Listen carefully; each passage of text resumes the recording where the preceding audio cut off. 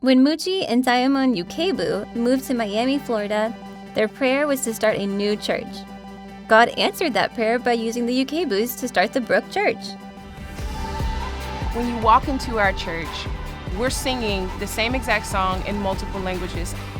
And people in our church are saying, thank you for singing in that language. That's my heart's language. That's the language that I dream in. And when you walk into our church, it is amazing that there's Bolivians and Peruvians and Colombians and Venezuelans sitting on the same row. There's an international root here that you're just not gonna escape. When you give to North American missions, you are helping to shape South Florida with the gospel. You are literally also shaping the world, because this area doesn't just touch this area, it touches different parts of the globe. Jesus brings all of those pieces together, all of those stories, all of the people into a new family. And to see God provide things that I didn't even know that I needed. I still am amazed that He's providing the way He has.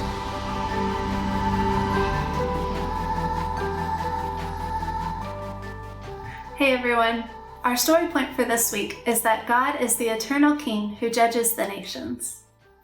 He wants all nations to know Him and to follow Him. People from many nations live in Miami, just like here in Nashville. In the video, we saw how people from all over the world gathered together to worship God at the Brook Church. We also heard Diamond tell us how meaningful it is for the members there to worship in the language they grew up speaking, their heart language. When I lived in Italy, I loved worshiping in Italian and hearing familiar songs in that new language. But after a while, I realized that there was something really special and important about worshiping in my heart language, English. Isn't it amazing how we serve a King who is God of all the nations? No matter what your heart language is, our God speaks to everyone in every language of the world. In the last book of the Bible, Revelation, chapter 7, verses 9 through 10, it gives us a glimpse of what it might be like one day when language is no longer a barrier, but instead one beautiful, unifying voice praising God. It says, "Then I looked, and there was a large crowd of people. There were so many people that no one could count them all. They were from every nation, tribe, race of people, and language of the earth.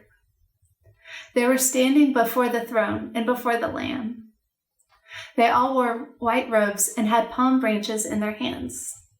They shouted loudly, 'Salvation belongs to our God, who sits on the throne, and to the Lamb.'" As we wrap up this unit, I'd like to encourage you one more time to go prayer walking together as a family. I encourage you to go more than once to the same place. Some of my good friends just texted me last week to tell me about how they had been prayer walking in this one specific neighborhood for over 2 years, and how they're seeing some amazing fruit come from that. Whether you go in your own neighborhood or you drive across town to an apartment complex, I really believe this could be a step towards seeing a bigger picture of what God is doing and how God is moving in Nashville.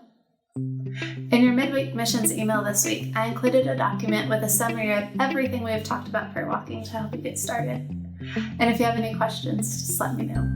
I really look forward to hearing about your family's prayer walking experience.